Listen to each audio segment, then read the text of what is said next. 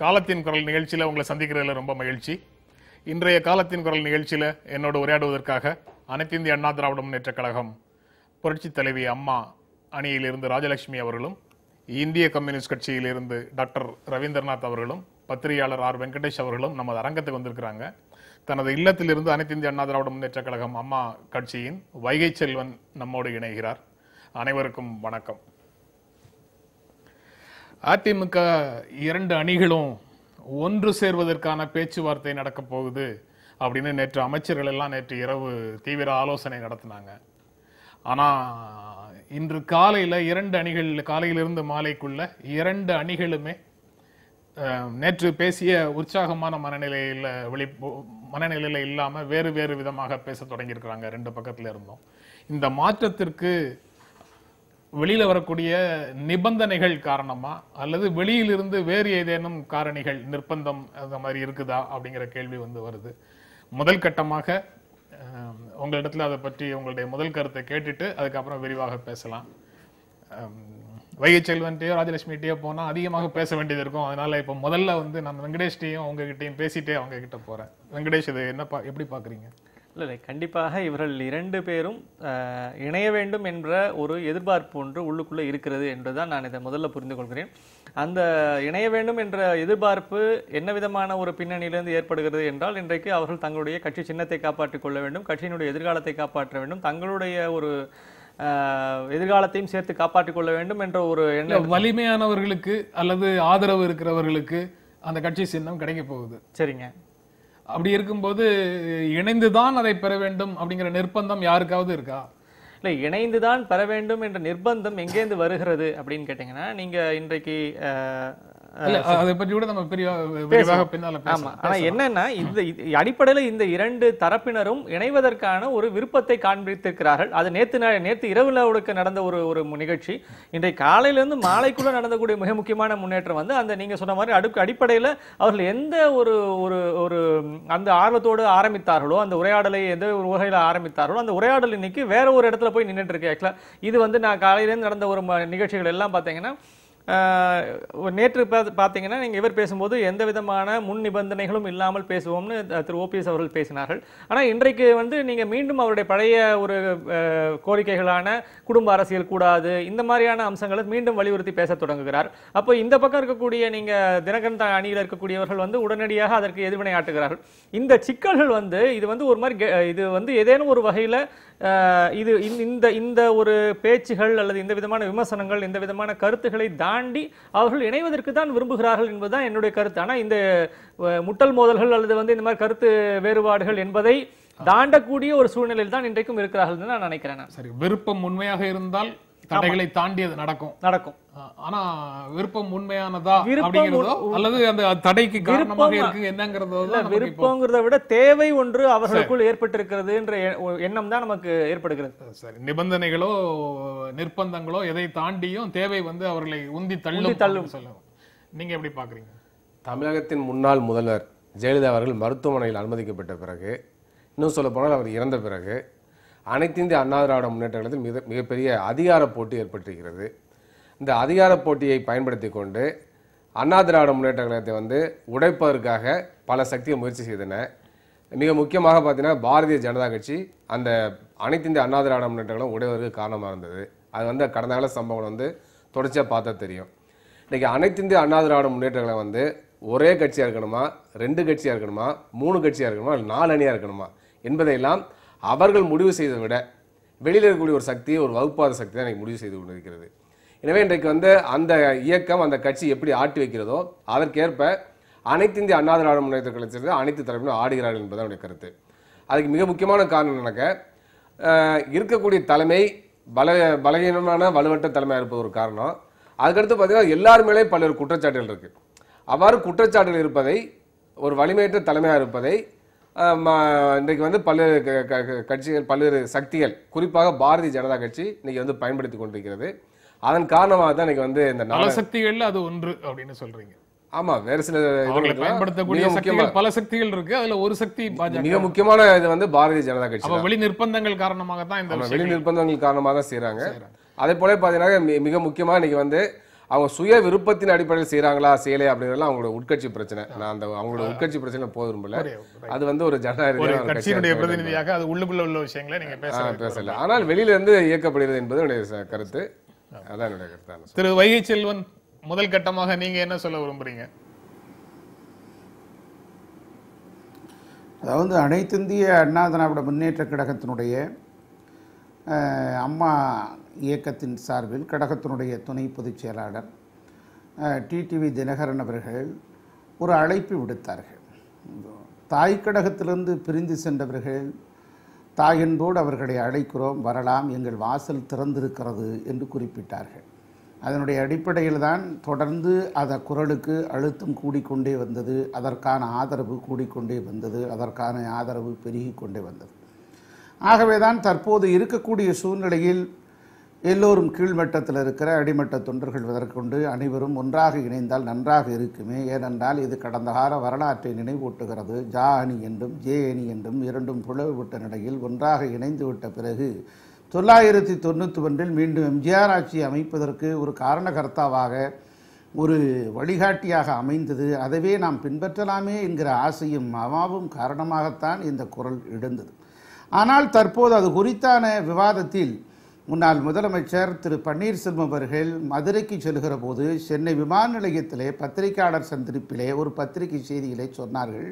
என்ன சொன்னார்கள் என்று சொன்னால், நான் வெளிப்படையாக நாங்கள் சேர்வதற்கு தயாராக இருக்கிறோம், குழு அங்கிருந்து வந்தால் பேசுவதற்கும் தயாராக இருக்கிறோம், எந்த விதமான எங்களுக்கு நிபந்தனைகள் அற்ற பேச்சுவார்த்தைக்கு நாங்கள் தயாராக இருக்கிறோம் என்றெல்லாம் குறிப்பிட்டார்கள். அதற்கு பிறகு என்னுடைய வார்த்தைகள் வேறு விதமாக எடுத்துக்கொள்ளப்பட்டது என்று பெரியகுளத்தில் நடைபெற்ற பத்திரிகையாளர் சந்திப்பிலே அவர் குறிப்பிட்டார். ஆக தற்போது இருக்கக்கூடிய சூழ்நிலையில் இணைந்தால் நல்லது, இணையவில்லை என்று சொன்னால் யாருக்கும் எந்த இழப்பும் இல்லை. அனைத்திந்திய அண்ணா திராவிட முன்னேற்ற கழகத்தினுடைய ஆட்சி அதிகாரத்தை தக்க வைத்துக் கொண்டிருக்கக்கூடிய அனைத்திந்திய அண்ணா திராவிட முன்னேற்ற கழகத்தினுடைய அம்மா அணி கோலோச்சி கொண்டிருக்கக்கூடிய இந்த தருவாயில் இணைந்தால் நல்லது என்பதற்கான ஒரு மகிழ்ச்சியான ஒரு தருணத்தை அடிக்கோடிட்டு காட்டுவதற்கான முயற்சியை தவிர இந்த முயற்சிக்கு வேரில் வெந்நீரை விடுகிற காரியத்தை தொடர்ந்து அந்த பக்கம் இருக்கிறவர்கள் செய்து கொண்டிருக்கிறார்கள் என்பதுதான் எங்களை போன்றிருக்கக்கூடிய தொண்டர்களுக்கு கவலை அளிக்கிறது என்பதைத்தான் இந்த முதல் கட்டத்திலே நான் இன்றைக்கு காலையில நீங்க வெளியிட்ட அறிக்கை உங்களுடைய மகிழ்ச்சியான அறிக்கையாக இருந்தது. ஆனா இன்று மாலையில உங்களுக்கு அது கவலை அளிக்கக்கூடிய சூழலாக மாறிடுச்சு அப்படின்னு புரிஞ்சுக்கலாமா? இல்லை, அப்படி சொல்ல முடியாதுங்க. அதாவது ஒரு தொண்டர்களுடைய ஒரு தவம் என்பது ஒரு ஆச்சரியங்களுக்கு அப்பாற்பட்டு ஆச்சரியங்களை அளிக்கக்கூடியதாக இந்த இணைப்பு இருக்கும் என்றுதான் தொண்டர்கள் எல்லோரும் நினைத்தார்கள். கடும் வெப்பம் வெளியே இருந்த சூழ்நிலையில் வெளியழுத்தமும் உள்ளழுத்தமும் வெப்பத்தைத்தான் அதை அடையாளப்படுத்தியது. அப்படிப்பட்ட ஒரு சூழ்நிலையில் இருவரும் இணைந்தால் இலை துளிர்த்தால் வெப்பமும் குறையும், உள்ளே இருக்கக்கூடிய அழுத்தமும் குறையும் என்பதற்காகத்தான் இது போன்று இருக்கக்கூடிய அறிக்கைகளை எங்கள் போன்று இருக்கக்கூடிய சொற்பொழிவாளர்கள் எல்லா பக்கமும் செய்தியாளர்கள் மத்தியிலே நாங்கள் சொல்லி கொண்டு வந்தோம். அதைத்தான் தலைமையும் விரும்பியது. ஆனால் அந்த தலைமை விரும்பியதை திரு பன்னீர்செல்வம் அவர்கள் தன்னுடைய பழைய குற்றச்சாட்டையே தொடர்ந்து முன்வைத்து கொண்டும் அந்த பழைய குற்றச்சாட்டிலிருந்து எவ்விதமாக நாங்கள் பின்வாங்கவில்லை என்றும் பழையவற்றையே சொல்லி கொண்டிருந்தார். தற்போது இருக்கக்கூடிய நிலைப்பாட்டில் மருத்துவமனையில் அனுமதிக்கப்பட்டு நோய்வாய்ப்பட்டு மரணமடைந்து விட்ட புரட்சி தலைவி அம்மாவுடைய மரணம் குறித்தான ஐயப்பாட்டுகளை எல்லாம் தொடர்ந்து எழுப்பிக் கொண்டிருக்கிற நிலையிலே அது குறித்து அரசு தரப்பும் அமைச்சர்கள் தரப்பும் மருத்துவமனைகளை சிகிச்சை பெற்றிருக்கக்கூடிய அப்போலோ மருத்துவமனையும் ஏனைய இருக்கக்கூடிய எய்ம்ஸ் மருத்துவமனையும் லண்டன் மருத்துவர் ரிச்சர்டும் மற்றும் இருக்கிற நம்முடைய சிங்கப்பூரில் இருக்கக்கூடிய பிசியோதெரபிஸ்ட்கள் எல்லாம் ஒரு விரிவான விளக்கத்தை கொடுத்த பிறகும் கூட அதே ஒரு குறைபாட்டை தொடர்ந்து சொல்லிக் கொண்டு வருகிறார். ஆக முதலில் நிபந்தனையற்ற முறையிலே இணைந்து கொண்டு அதற்கு பிறகு இருக்கக்கூடிய பிரச்சனைகளை நாம் பேசி தீர்ப்போம் என்பதற்காகத்தான் நாங்கள் வாசலை திறந்து வைத்திருக்கிறோம். இந்த வாசலுக்கான திறப்பு இன்னும் எங்களுடையதாக இருக்கிறது. அதற்கான விருப்பமும் அதற்கான ஆசையும் அவர்களிடத்தில் பக்கம் இருந்தால் நல்லது. நீங்க பன்னீர்செல்வம் நிபந்தனையோடு பேசுறத பார்த்த உடனே நிலையை மாற்றிட்டீங்க. தங்க தமிழ்ச்செல்வன் எம்எல்ஏ பேசினாரு, அவரும் நிலையை மாற்றி அதாவது இப்போ புதிதாக பேசுகிறார். வெற்றிவேல் எம்எல்ஏ பேசினாரு, அவரும் புதிதாக பேசுகிறார். நேற்று கூடிய அமைச்சர்கள் நீங்க 3 பேரும் பேசுற மாதிரி இப்ப பேசுவாங்களா? அமைச்சர்கள் வந்து இன்னும் ஒற்றுமைக்கான முயற்சிகள்ல இருக்கிறாங்களா? நிலையை எப்போதும் மாற்றுவதில்லை. அல்ல, அருமை சகோதரர் ஜென்ராமர் அவர்களுக்கு நான் பணிவுடன் ஒன்றை சுட்டிக்காட்ட விரும்புகிறேன். எங்கள் நிலையை எப்போதும் மாற்றியதில்லை. ஏற்கனவே கழகத்தினுடைய துணை பொதுச் செயலாளர் சகோதரர் டிடிவி தினகரன் அவர்கள் பிரிந்து சென்றவர்கள் இணைய வேண்டும் என்று விருப்பப்பட்டார்கள். யார்? அவர் நம்முடைய திரு பன்னீர்செல்வம் அவர்கள் தானே. அவர்கள் வந்தால் நாம் ஆசையோடு நாம் வரவேற்போம் என்றுதான் பல்வேறு தொலைக்காட்சியிலே தன்னுடைய நேர்காணலிலே அழைப்பு விடுத்திருந்தார், சொல்லியிருந்தார். அப்படிப்பட்ட நிலையில்தான் திறந்த மனதோடு தான் நாங்கள் இருக்கிறோம் என்பதை மீண்டும் மீண்டும் இந்த தொலைக்காட்சியினுடைய நேர்காணல் மூலமாக நான் அழுத்தம் திருத்தமாக அடிக்கோடிட்டு காட்ட விரும்புகிறேன். மனம் புழுங்கி கிடந்த அதிமுக தொண்டர்கள் அனைவரும் மன மகிழ்ச்சி கொள்ளும் நேரம் நெருங்கி விட்டது அப்படின்னு காலையில சொன்னீங்க. ஆனா இப்ப நேரம் கண்ணுக்கு தெரியற தூரத்துல இல்ல அப்படின்னு சொல்லலாமா? அப்படி சொல்ல முடியாது. எந்த ஒரு அரசியல் எதிரிகள் என்பது நிரந்தர எதிரியும் அல்ல, நிரந்தர நண்பனும் அல்ல என்பது அரசியலின் தத்துவார்த்த கோட்பாடு. அதனுடைய அடிப்படையில் சூழ்நிலை கனியுமானால், காலம் கனியுமானால், காலத்தின் கட்டாயம் இது வந்தால் இணைவதை தவிர வேறு வழி இல்லை. ஒரு தாய் வயிற்றில் வந்த உடன்பிறப்பில் முன்பு பிரிவு வந்தால் பின்பு உறவு வரும் அப்படின்னு ஒரு திரைப்பட பாடல், எம்ஜிஆர் திரைப்பட பாடல் இருக்கு. அது இப்போ திடீரென்று அனைத்து இந்திய அண்ணா திராவிட முன்னேற்ற கழகத்தில் அனைவருக்கும் நினைவுக்கு வருதுன்னு நினைக்கிறேன். நிச்சயமாக. அதாவது ஒரு தாய் வயிற்றில் நாம் பிறக்க இயலவில்லை என்று சொன்னாலும், படதாய் வயிற்றில் பிறந்தாலும் நம் அண்ணன் தம்பி உறவுகள், தொண்டனை தம்பியாகவும் தலைவனை அண்ணனாகவும் ஏற்றுக்கொண்டிருக்கிற இயக்கம்தான் திராவிட இயக்கம். அண்ணன் தம்பி உறவுகளை நாம் ஆசையோடு ஏற்றுக்கொள்வதுதான் ஒரு நிதர்சனமான ஒரு பாசமும் அன்பும் நேயமும் கருணையும் காருண்யமாக இருக்கும் என்பதை இந்த நேரத்தில் நான் உங்களுக்கு சொல்லிக்கொள்ள விரும்புகிறேன். தொடர்ந்து பேசலாம். ராஜலட்சுமி, இரு அணிகளும் இணைவது குறித்து யாராவது அணுகினால் நிபந்தனையின்றி பேச தயார் அப்படின்னு முதல்ல ஓபிஎஸ் சொன்னாரு. இப்போ புதிய நிபந்தனைகள் எதுவும் இல்லை என்றுதான் நான் சொன்னேன். என்னுடைய கூற்று தவறாக புரிந்து கொள்ளப்பட்டு விட்டது அப்படின்னு தன்னுடைய நிலையை மாற்றி பேசியதற்கு பிறகு இன்றைக்கு அதுக்கு பிறகு நடக்கக்கூடிய சூழல் எல்லாமே தலைகீழாக மாறி இருக்குது. ஆக அவர் பெரிய குளத்துல செய்தியாளர்களுடைய சந்திப்புல பேசுற வரைக்கும் வேறு விதமான சூழலும், அதற்கு பிறகு வேறு விதமான இன்னொரு சூழலும் வந்துருச்சு அப்படிங்கறத நீங்க எப்படி பாக்குறீங்க? ஏன் அதை மாத்தி பேசினாருன்னு சொல்றீங்க? ஓகே, முதலாவதாக நான் என்ன சொல்லிக்கொள்ள விரும்புறேன்னா, அவர் முதல்ல அளிச்ச பேட்டியில மட்டும் இல்ல, ட்விட்டர்லயும் இருக்கு. ட்விட்டர்ல தான் இரு அணிகளும் இணைவது குறித்து யாராவது அணுகினால் நிபந்தனையின்றி கலந்து பேச தயார் அப்படிங்கிறது ட்விட்டர்ல இருக்கு. சரி, அவர் அப்படி சொன்னதாவே கூட இருக்கட்டும். இருக்கு, அவருடைய அக்கவுண்ட்ல இருக்கு, இருக்கலாம். சரி, நான் என்ன சொல்ல வரேன்னா, அப்ப அதை அவர் அந்த கொள்கையை மாற்றிக்கொண்டால் முதலில் அவர் வெளிவந்ததற்கான காரணங்கள் நீர்த்து போய்விடாதா? அவர் முதல்ல எதற்காக அம்மாவுடைய நினைவிடத்தில் சென்று அஞ்சலி செலுத்தி ஒரு முடிவை எடுக்கிறார்? அந்த முடிவு தமிழ்நாட்டின் அரசியலேயே இன்று மட்டும் இல்ல, எந்த காலத்துல திரும்ப சேர்ந்தாலும் அவர் இன்று எடுத்த நிலையை மாற்றிக்கொண்டார்னு தான் அர்த்தம். அவர் பிரிந்து வந்ததற்கு பிப்ரவரி 7ஆம் தேதி இரவு ஊடகங்கள் மத்தியில என்ன பேசினாரோ அதற்கு மாறான ஒரு நிலைக்கு போகிறார் என்றுதான் பொருள். அப்படித்தானே? இன்றைக்கு அவர் இன்றைக்கு அவர் சமரசம் செய்து கொண்டார்னா எப்படி அவர் நிலையை மாற்றிக்கொள்ள முடியாதுங்கிற நியாயத்தை நீங்க சொல்றீங்களோ அதே மாதிரி அவர் என்று செய்தாலும் அப்படிதான். இல்ல, நான் என்ன சொல்ல வரேன்னா, அவர் தொடர்ந்து அன்று அம்மாவிடத்துல இருந்து நினைவிடத்துல சொன்னதுல இருந்து தொடர்ந்து அவர் சொல்லிக் கொண்டு வருவது ஒரு சில செய்திகளை தான் திரும்ப திரும்ப சொல்லிக்கிட்டு வருகிறார். அவரோட பேட்டிகளெல்லாம் நீங்க பாத்தீங்கன்னா உங்களுக்கு நிச்சயமா தெரியும். திரும்ப திரும்ப அவர் சொல்றது என்னன்னா, ஒரு குடும்பத்தின் ஆதிக்கத்திலிருந்து நம்முடைய கழகம் விடுபட வேண்டும். அதை அவர் சொல்ற காரணங்களை புரிஞ்சுக்கணும். நம்ம மக்கள் அதை விரும்பவில்லை. மக்களிடையே அந்த குடும்பத்தினர் உறுப்பினர்கள் மீது ஒரு மிகப்பெரிய மன வருத்தம் இருக்கிறது. ட்விட்டர்ல போடும் போதோ மதுரைக்கு போகும்போது செய்தியாளர்கள்ட்ட பேசும்போதோவும் இதே கருத்தோட தான் சொல்றாரா? இல்ல, அவர் சொன்னது வேற கருத்து. அவர் சொன்னது எப்படின்னா, இவ்வளவு நாள் அந்த கருத்துக்களை முன்வைத்து நம்முடைய கழகம் பிரிஞ்சு விட்டது. இதனால் நம்முடைய இரட்டை இலை முடக்கப்படவில்லை, பட் தேர்தலுக்கு கிடைக்கப்படவில்லை. அதே போல இரண்டு அணியை சார்ந்த அத்தனை தொண்டர்களும் தலைவர்களும் கூட இணைவதற்கு ஆர்வமாக இருக்கிறார்கள். அதனால் நான் ஏற்கனவே இருக்கின்ற நிபந்தனைகள் இருக்கிறபடி இருக்கட்டும், புதிய நிபந்தனைகள் எதுவும் இல்லாமல். அதாவது அவர் சொல்ல வர்றது என்னன்னா, நீங்க எல்லாம் திரும்பி வர்றதுக்கெல்லாம் யோசிக்காதீங்க, அவர் திரும்ப திரும்ப வலியுறுத்துவது என்னவென்றால் நாம் எல்லாம் ஒன்றாக இணைந்து செயல்பட வேண்டும். நடந்த விஷயங்களை மறந்துவிட்டு அந்த ஒரு சிலரை மட்டும் நாம் விட்டுவிட்டு நீங்கள் அனைவரும், ஏற்கனவே ஒரு முறை கூட சொன்னார், முதல்வர் எடப்பாடி பழனிசாமி உள்பட அத்தனை பேரை நான் ஏற்றுக்கொள்கிறேன் என்று தெளிவாகவே சொன்னார். உங்களுக்கு நன்றாக நினைவிருக்கும் என்று நினைக்கிறேன். அதே போல அவர் ஏற்றுக்கொள்கிறேன்னு சொல்றாரு. இப்போ அடுத்த கேள்வி இயல்பாக ஏற்றுக்கொள்ளும் நிலையில் இருக்கக்கூடிய வலிமையான அமைப்பு எது அப்படிங்கிற கேள்வி வரும். அமைப்பு நிச்சயமா தலைவர் OPS அவர்களுடைய தலைமையிலான அணிதான். ஏன்னாக்க இதை திருப்பி சொல்லிட்டு அதே சப்ஜெக்ட சொல்ல வேண்டியதில்ல. அவை தலைவர் வந்து எங்க கிட்ட இருக்கிறாரு.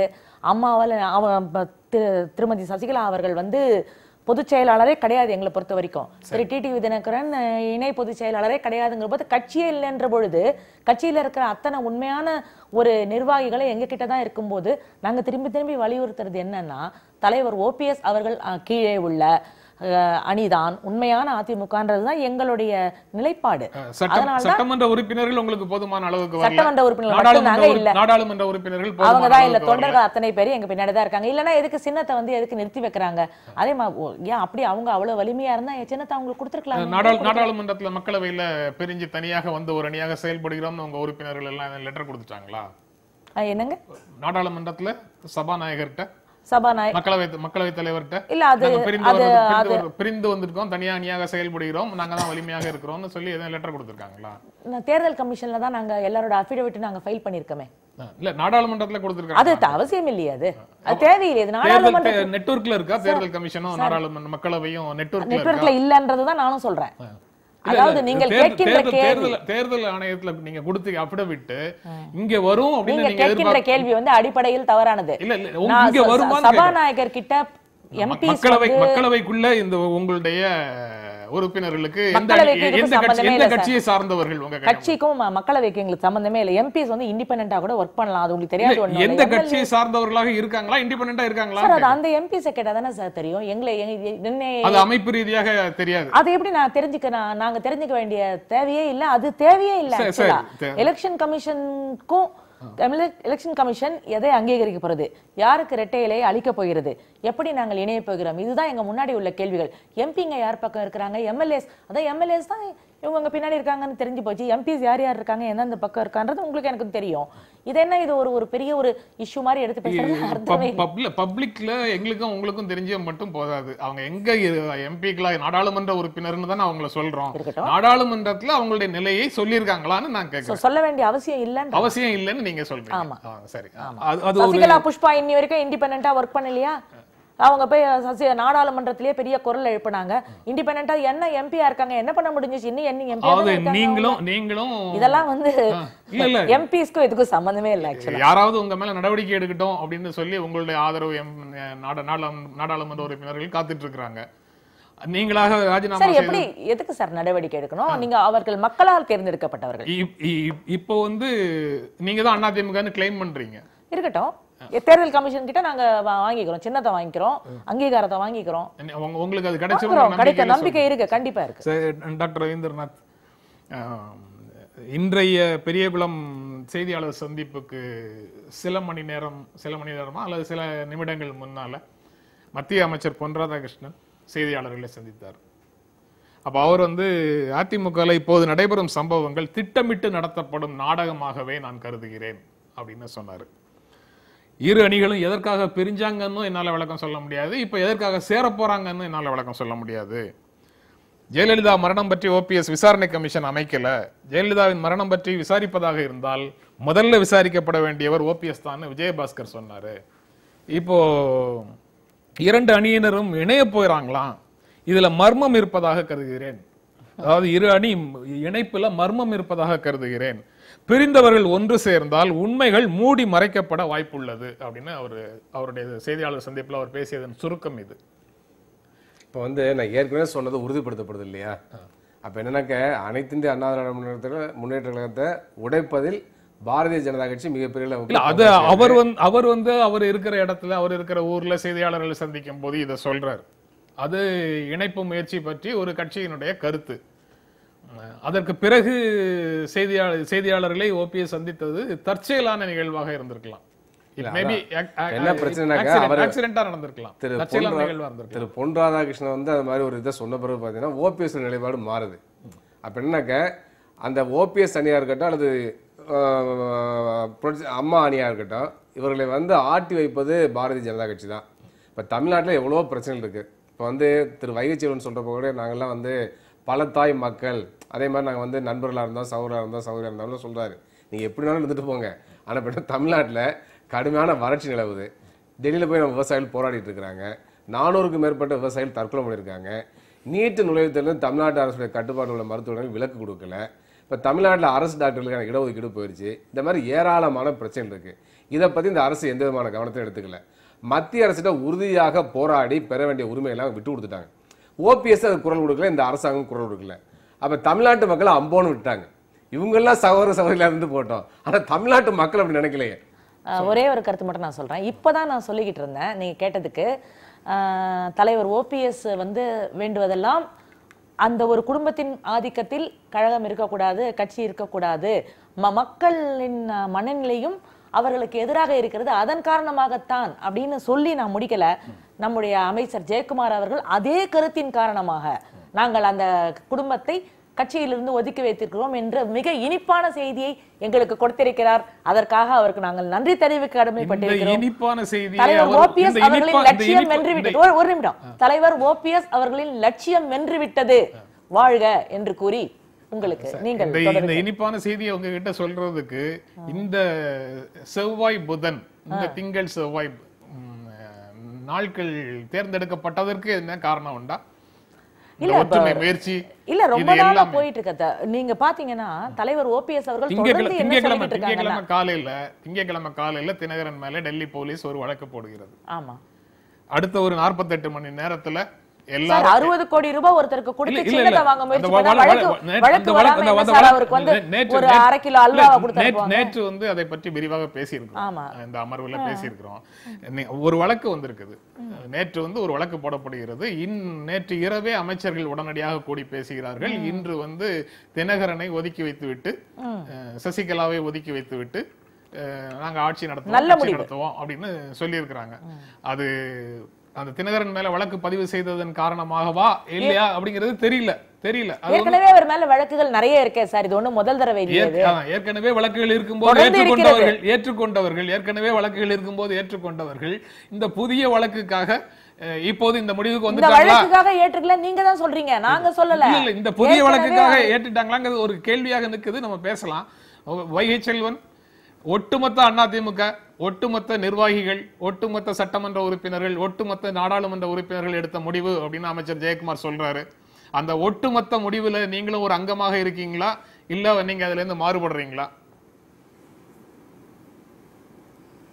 இல்லை, தற்போது நம்முடைய நிதி அமைச்சர் ஜெயக்குமார் அவர்கள் ஒட்டுமொத்த அந்த நிர்வாகிகளை அமைச்சரவை சகாக்களோடு யாரெல்லாம் வந்து சகோதரர் டிடிவி தினகரனை ஆதரித்தார்களோ, யாரெல்லாம் பொதுச் செயலாளர் அவர்களை ஆதரித்தார்களோ, அவர்களெல்லாம் ஒரு குழுவாக இருந்து கொண்டு இந்த கருத்தை வெளிப்படுத்துகிறார்கள்.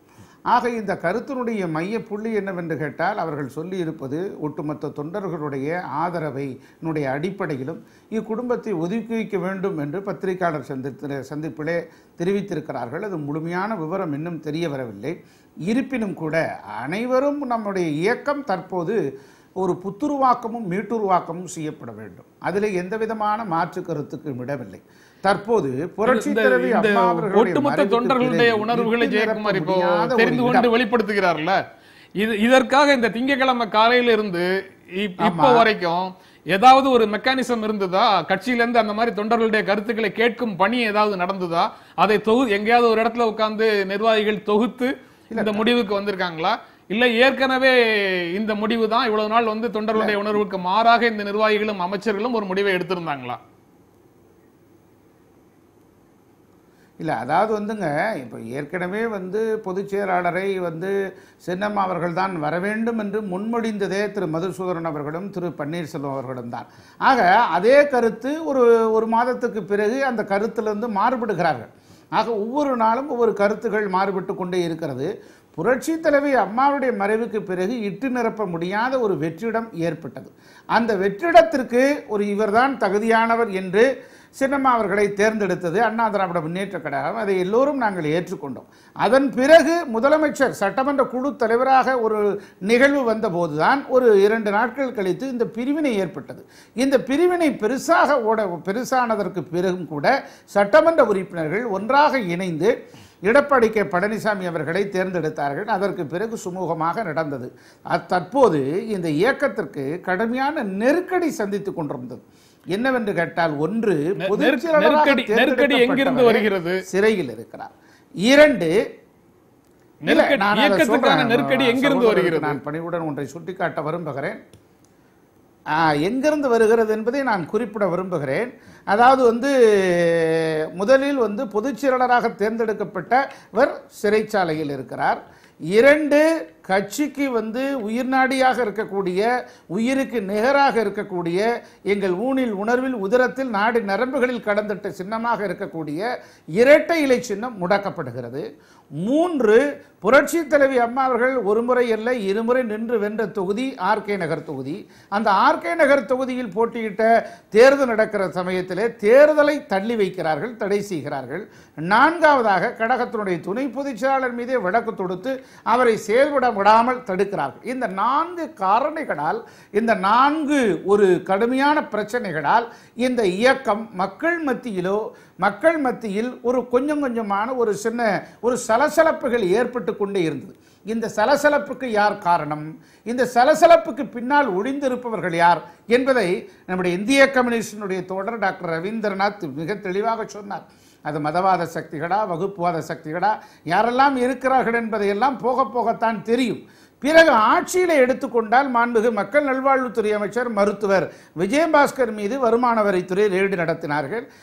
அவரை பார்ப்பதற்கு சென்றவர்கள் 3 அமைச்சர்கள் மீது நம்முடைய மாண்புமிகு காமராஜ் போன்றவர்கள், நம்முடைய கடம்பூர் ராஜு போன்றவர்கள், நம்முடைய உடுமலை ராதாகிருஷ்ணன் போன்றவர்கள், டெல்லி சிறப்பு பிரதிநிதி தளவாய் சுந்தரம் போன்றவர்கள் எல்லாம் இவர்கள் மீது வழக்கு பதிவு செய்து, ஒரு அமைச்சராக இருக்கிறவர்கள் மீது முதல் முறையாக வழக்கும், ஒரு அமைச்சராக இருந்தவர் மீது முதல் முறையாக வருமானத்துறை ரெய்டும் எடுக்கப்பட்ட நிலையிலே ஆட்சியும் பல்வேறு சிக்கல்களை சந்தித்தது.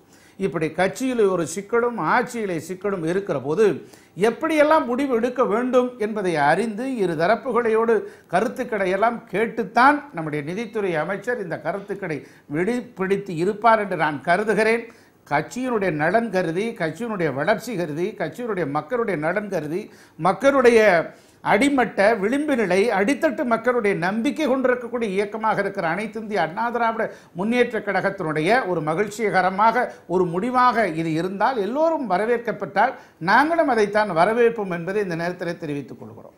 டாக்டர் ரவீந்திரநாத், திடீரென்று ஏற்பட்ட இந்த மாற்றங்களை நீங்க எப்படி பார்க்கிறீங்க? நான் ஏற்கனவே சொன்னதான், இது அவங்களுடைய உட்கட்சி பிரச்சனை. யார் ஆட்சியில் இருக்கணும், யார் கட்சி தலைவராக வரணும் எப்படிங்கிறதெல்லாம். ஆனால் ஏன்னா நாங்களாம் ஒரு குழுவாக இருந்து செயல்படுறோம்னு சொல்லியிருக்காங்க. அதிமுகவில் இந்த மாதிரி ஒரு குழுவாக இருந்து செயல்படுறதுலாம் இருந்ததே இல்லை, ஒரு ஜனநாயக கட்சியாக இருந்தது கிடையாது. இப்போ இந்த மாதிரி மாற்றம்லாம் ஏற்படுறத பார்க்குறோம். ஆனால் என்னன்னாக்கா, நான் ஏற்கனவே சொன்ன கருத்து தான், அதிமுக 1 இருக்கணுமா, 2 இருக்கணுமா, 3 இருக்கணுமா, 4 இருக்கணுமா, அவங்க விருப்பத்தை சார்ந்தது இருப்பதோடு மட்டும் இல்லாமல் இருக்கக்கூடிய பாரதிய ஜனதா கட்சி மிகப்பெரிய ரோல் இருக்கிறதா தான் கருதுகிறேன். இதுலேயும் கூட அந்த ரோல் இருக்கிறதா தான் நான் கருதுகிறேன்.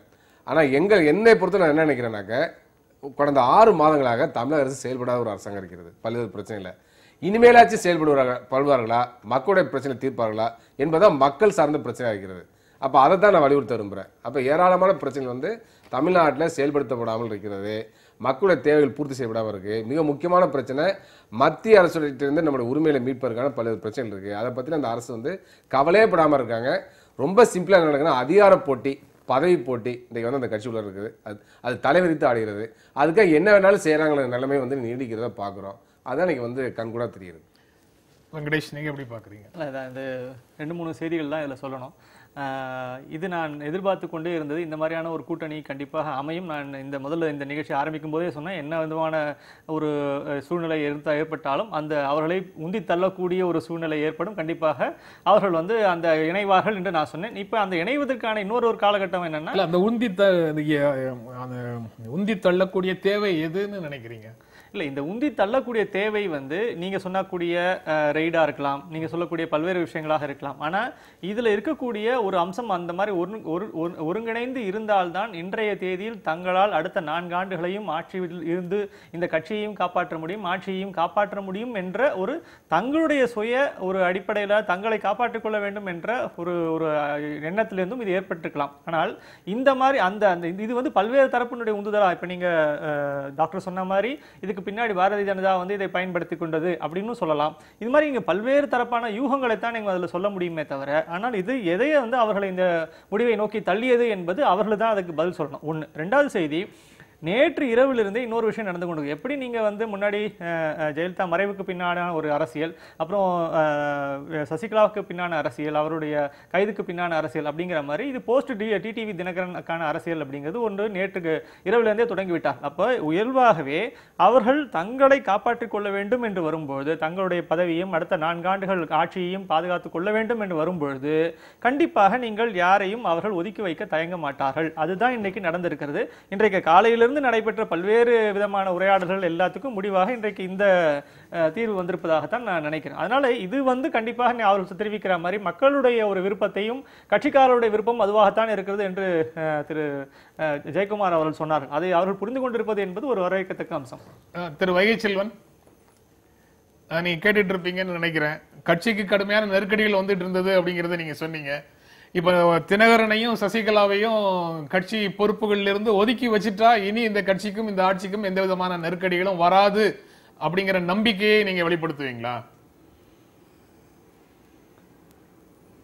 இல்லை, அதாவது வந்துங்க தொடர்ந்து அவர்களின் மீதே குற்றச்சாட்டு வைத்தார்கள். பொதுச் செயலாளர் மீது, துணை பொதுச் செயலாளர் மீது தொடர்ந்து குற்றச்சாட்டுகளை வைத்தார்கள். நம்முடைய இந்திய கம்யூனிஸ்ட் கட்சியினுடைய மருத்துவர் ரவீந்திரநாத் கூட அரசு செயல்படவில்லை என்று சொல்லிக்கொண்டே வந்தார். ஆக இதையெல்லாம் பார்க்கிற போது ஒரு அரசு திறம்பட செயல்பட்டதை, திறம்பட செயல்பட்டு கொண்டிருப்பதை ஒரு மாண்புமிகு முதலமைச்சர் மாவட்டம் தோறும் நடைபெற்றிருக்கக்கூடிய பல்வேறு நலத்திட்டங்களை கடந்து கொண்டு மக்களை சந்தித்திருக்கக்கூடிய நிகழ்வுகளை நடந்த பிறகும் இன்னும் பல்வேறு விஷயங்களை அறிவிப்புகளை அறிவித்த நிலையிலும் கூட தற்போது இது போன்ற ஒரு நிலைப்பாட்டை சொல்லிக்கொண்டே வருகிறார்கள். ஆக வந்து தற்போது மக்களுடைய கருத்தாகவும் தொண்டர்களுடைய கருத்தாகவும் ஏகோபித்த ஒரு கருத்தாகவும் இருக்கக்கூடிய கருத்தையே நாங்கள் முன்வைக்கிறோம் என்று மாண்புமிகு நிதித்துறை அமைச்சர் குறிப்பிட்டிருக்கிறார். இப்போது என்ன சொல்ல ஒரு ஒட்டுமொத்தமாக எது முடிவாக இருக்கும் என்று கருதினால் இந்த இயக்கம் மக்களுடைய இயக்கம். அதற்காக அதனுடைய அடிப்படையில் தான் புரட்சித் தலைவர் எம்ஜிஆரும் புரட்சித் தலைவி அம்மா அவர்களும் இந்த இயக்கத்தை வென்றெடுத்தார்கள். ஆக இப்படிப்பட்ட இந்த இயக்கம் தோற்று போய்விடக்கூடாது. ஒரு வலிமையான இயக்கம் மக்களிடத்திலே தன்னை இணைத்து கொள்ள வேண்டும். தூணாக, துணையாக, வித்தாக, விதையாக, உரமாக இருக்க வேண்டுமே தவிர காலத்தின் கோரத்தால் தன்னை கரைத்து கொண்டு அடையாளம் தெரியாமல் முகம் இழந்து முகவரி இழந்து போய்விடக்கூடாது. ஆக லட்சோப லட்ச தொண்டர்கள் எதை நம்பி இந்த இயக்கத்தின் முற்றாக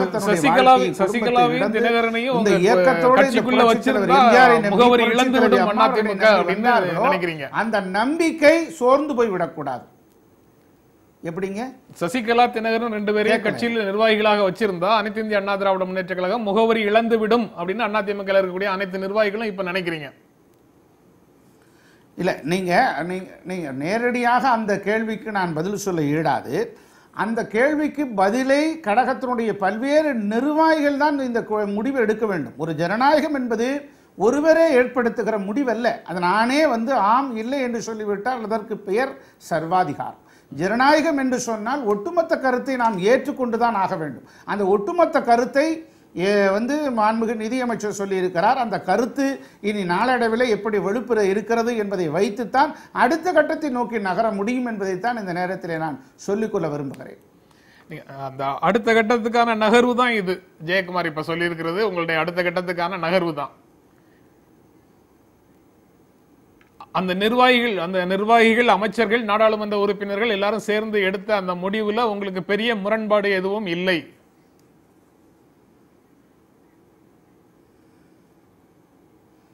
இல்லை, இப்போ எல்லாருடைய ஒட்டுமொத்த கருத்து ஏகோபித்த ஆதரவு எதுவென்றால் அந்த கருத்துக்குத்தான் இயக்கம் வந்து தலைவணங்கும்.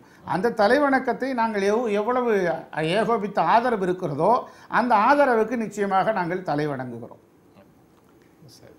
அந்த ஒட்டுமொத்த ஆதரவுக்கு தலை வணங்குகிறோம். மக்களுடைய கருத்தை அறிந்து மக்கள் கருத்து வந்து தினகரன் சசிகலா கட்சியில நிர்வாகிகளாக தொடரும் வரை அனைத்து இந்திய அண்ணா திராவிட முன்னேற்ற கழகத்திற்கு எந்த விதமான வெற்றியும் கிடைக்காது அப்படிங்கிற உணர்வை மக்களிடமிருந்து பெற்று தொண்டர்களிடமிருந்து பெற்று இந்த முடிவை நாங்கள் எடுத்திருக்கிறோம் அப்படின்னு ரொம்ப தெளிவாக சொல்றாங்க. ஆக கட்சி கிட்டத்தட்ட இந்த 48 மணி நேரத்துல இந்த மூடுக்குள்ள முழுக்க வந்திருக்குது. இதுல நமக்கு தெரிஞ்சிருக்க வைகச்செல்வன் உங்களிடத்திலே அந்த கேள்வியையும் கேட்டுறேன். இப்படி ஒரு உணர்வு அமைச்சர்களிடத்துல நேற்று இரவு வெளிப்பட்டது, கட்சி தொண்டர்களிடத்துல மாவட்ட நிர்வாகிகளிடத்துல எல்லாம் இருக்கு அப்படிங்கிறது முறையாக தினகரனிடம் போய் சொல்லி அவர் உங்களுடைய விலகிக் கொள்ளுங்கள்ங்கிற கோரிக்கையை சொல்லி அவர் ஏற்றுக்கொள்ளவில்லை. அதன் பிறகே இப்படி வந்து செய்தியாளர்களிடத்துல அமைச்சர் ஜெயக்குமார் சொல்றாரு அப்படின்னு நாங்க புரிஞ்சுக்கலாமா? அப்படி நடந்ததா நடக்கலையா?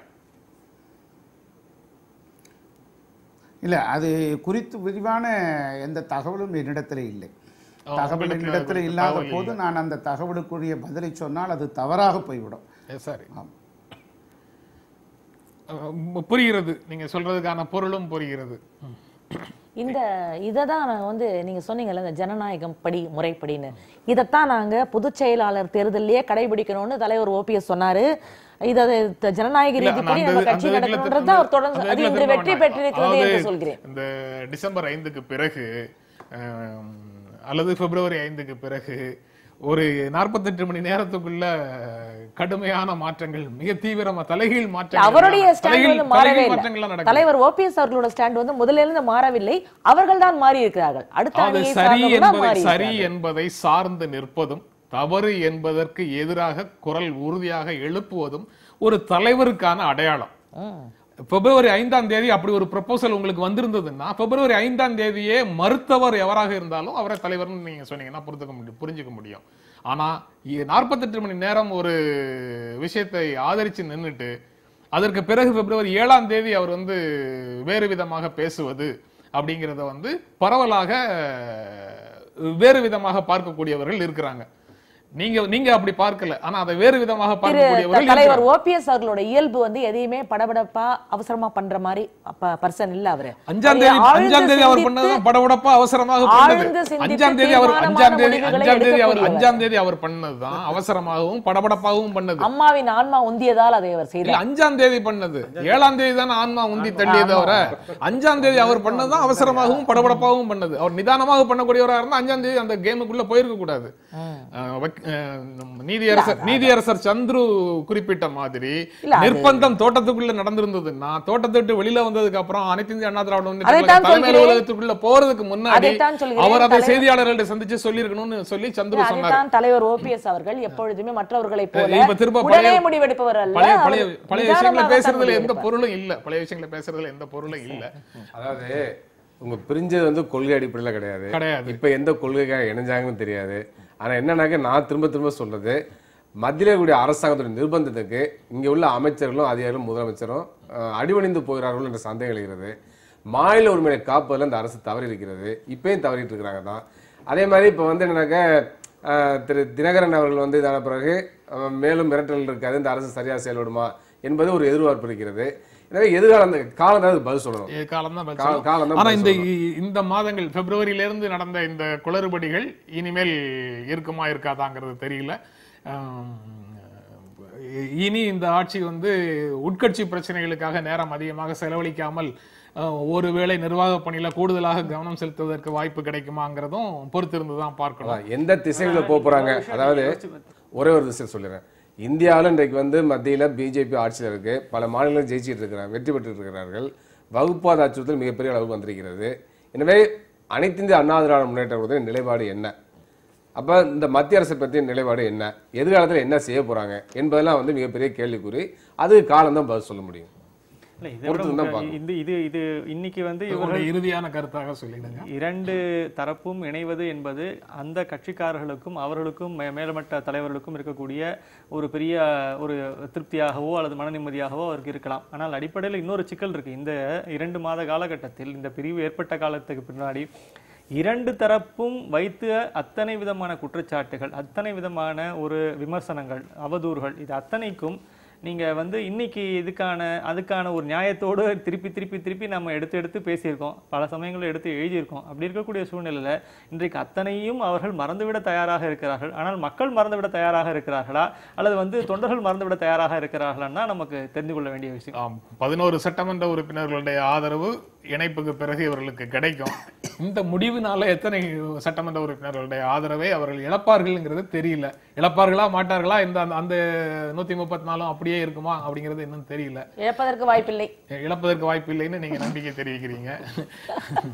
வெற்றிவேல் சொன்னதுக்கெல்லாம் பதில் சொல்ல வேண்டிய அவசியம் இல்லைன்னு அமைச்சர் ஜெயக்குமார் சொல்லிட்டு போறாரு. அப்போ வெற்றிவேல் இன்னும் இவங்களுடைய தியரிக்கு இன்னும் கன்வின்ஸ் ஆகலங்கிறது அதுல வெளிப்படையாக தெரியுது. அப்போ ஒரு உறுப்பினர்ங்கிறது தெளிவாக தெரியுது. தங்க தமிழ்ச்செல்வன் 2வது உறுப்பினர்னு அவர் இன்று அப்போ பேசுனதை வச்சு சொல்ல முடியுது. தெரியல அதுக்கு மேல வருமா வராதாங்கிறது தெரியல. மிக தீவிரமாக சசிகலாவுக்காக குரல் கொடுத்த அமைச்சர்கள் எல்லாம் ஜெயக்குமாருக்கு பின்னால இருக்கிறதை பார்க்க முடியுது. அது என்ன நடக்குதுங்கிறத தொடர்ந்து பார்க்கலாம். இந்த அமர்வுல கலந்து கொண்டு உங்களுடைய கருத்துக்களை பகிர்ந்து கொண்டிருக்க எங்கள் நெஞ்சார்ந்த நன்றி. வைகைச்செல்வன், உங்களுக்கும் நன்றி. இன்னொரு சந்தர்ப்பத்துல இதை பற்றி இன்னும் விரிவாக பேசலாம்னு நம்புறேன். நன்றி. நன்றி, வணக்கம்.